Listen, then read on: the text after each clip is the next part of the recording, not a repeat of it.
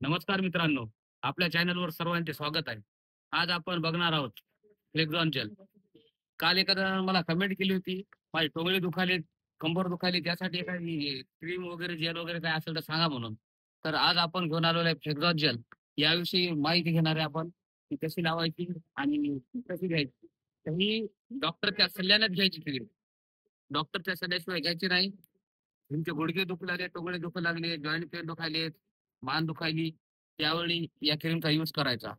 ही cream तुम्ही दिवसातून 2 वेळा, 3 वेळा लावू शकता आणि ही क्रीम ज्या भागावर आपले दुखायले, ज्या जागेवर आपला त्रास व्हायलाय, त्या जागेवर ही लावून हलक्या हाताने थोडीशी मालिश करायची आणि त्यानंतर अर्धा 1 घंटा आराम करायचा.